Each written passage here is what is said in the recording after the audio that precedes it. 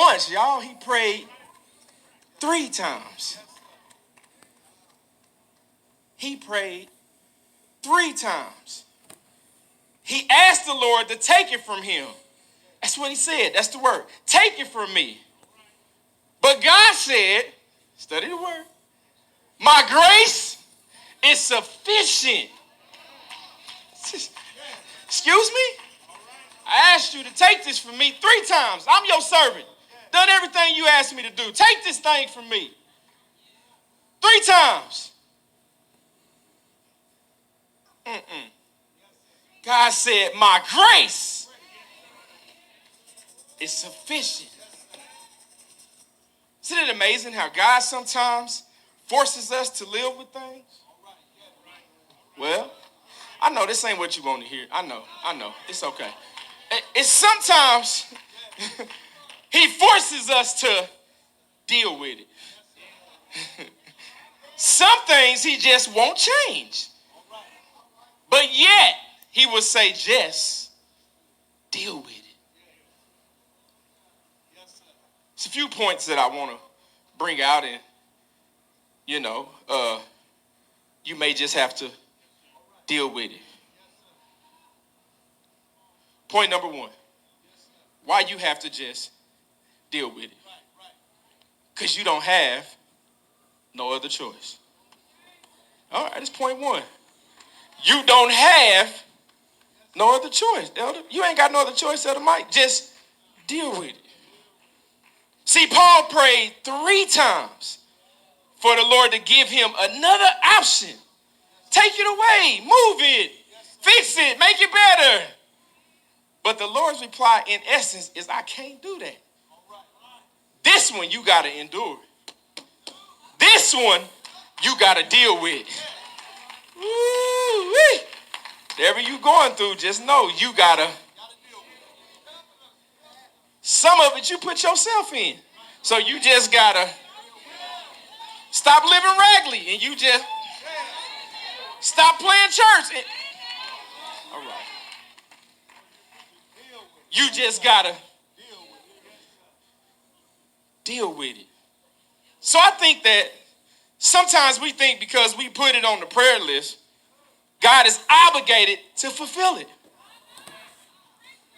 But let me help somebody. Write it down. Let it bless you. The power of prayer and the purpose of prayer is not for God to will what you want, but for you to want what God will. Okay. Don't worry about it, Doc. I might run. This is how I felt. This is how I felt when I was studying it. Y'all excuse me. The power of prayer and the purpose is not for God to will what you want, but for you to want what God wills. So when you pray, you're not changing the will of God. You're changing your want and your need so that you can begin to desire whatever it is the Lord has declared that you've got to go through.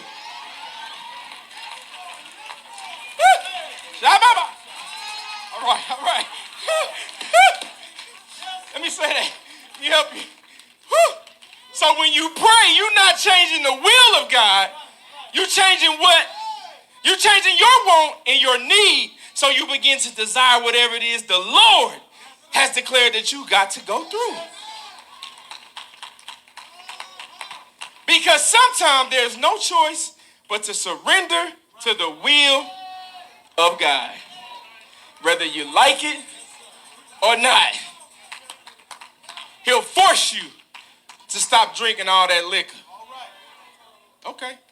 He'll force you to stop playing. He'll force you to stop being so nasty and so mean. He'll force you to get your act right. Because it's his way or the highway, baby. He's not going to beg you to serve him.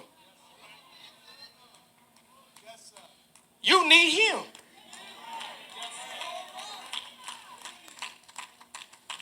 Remember this prayer.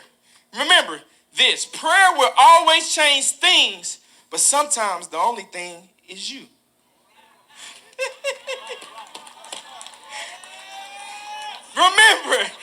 Prayer will always change things, but sometimes the only thing is you.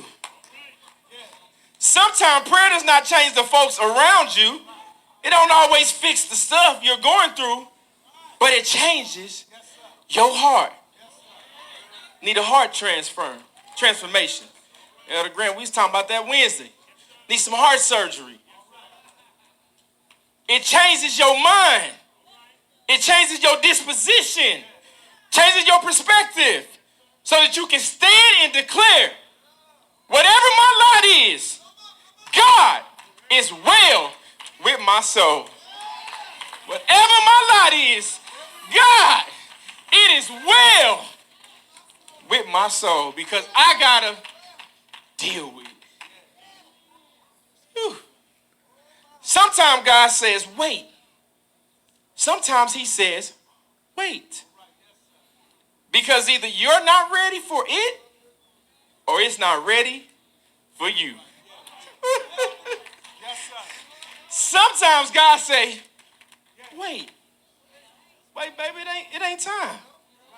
Hold on, wait. Well, Lord, I've been here for 10 years, and you mean I ain't got up and done nothing? I ain't done... No, just wait. Maybe you ain't ready. Just wait. But I'm faithful. I've been doing this. No, just wait. It's post-dated. Just wait. Might not like this one, but I'm going to give it to you anyway. Sometimes God says no to your prayers. What? No. He said no to my prayers? Bishop, he say no to your prayers? No way. Nah, Elder Grant, nah, you faithful. No way. No way. Ain't no way he say no to you. No, Jimison, I know, boy. You probably beat up God, man, all them muscles. He say no. Say no? You must learn to deal with some no's. If Jesus prayed in the Garden of Gethsemane to be delivered from Calvary, and God says no, what makes your butt so holy? Okay, catch that as you go down the street. You must learn to deal with no. In the Garden of Gethsemane, Jesus said, deliver me from Calvary. And God said, no. Don't make you no better. No. You ask God, and God says, no. When you mature in your faith, you learn to appreciate some godly no's. When you mature in your faith, you appreciate some godly no's.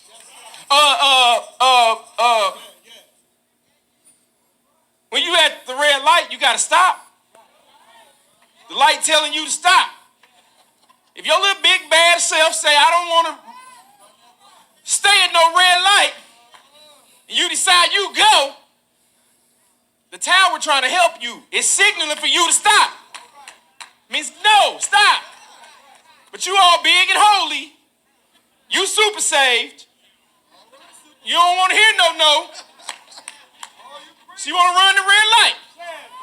Boom. And now you got a thorn in your side. So now you just got to deal with it. You just got to deal with it. All right, I'm going to get through to get out of here. Point two. The thorn serves God's purpose. Not your purpose. Catch it. The thorn serves God's purpose. There's a reason God gave it to you so that his strength can be made perfect in your weakness. Don't miss it. God gave it to you so that his strength can be made perfect in your weakness. If God didn't make you weak, you wouldn't need his strength. Okay. If you never go through nothing, you would never have a reason to call on Jesus. This is the problem that we got with some of these rich folks. Listen, I'm going to just be transparent. I told Lord, I want to have money. Lord, I do. I do want to have some money. I do want to be well off. But I don't want to be so rich that I forget who you are.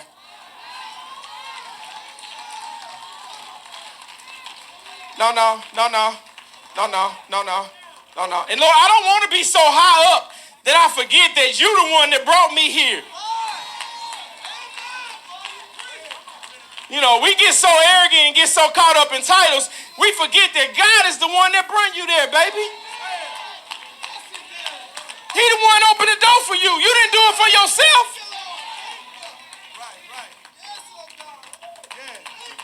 Well, I'm bishop and I'm elder and I'm deacon.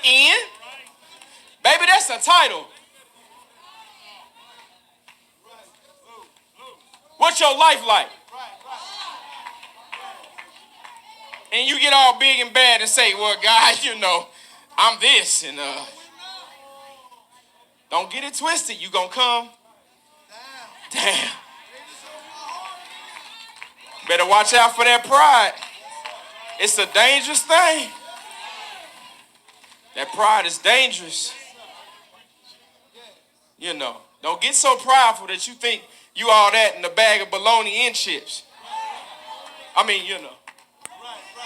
I'm sorry, that's that jail, man. I was in there for a long time. I thought bologna. Nah. Mustard sandwich. I'm sorry. Let me come back.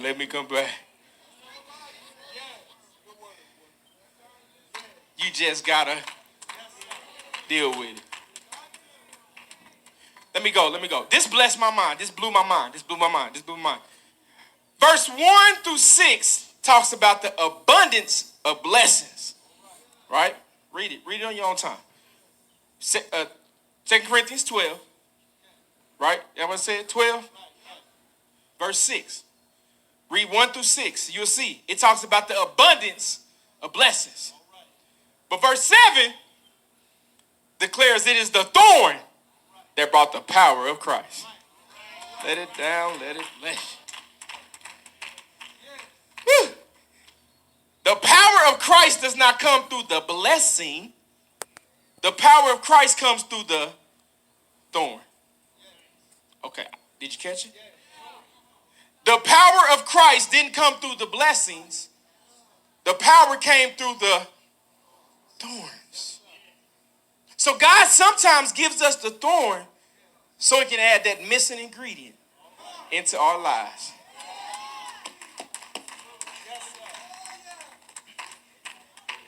Whew. So the thorn that God injects, he injects a thorn into your spirit with the power of Christ and the faith you need in order to grow.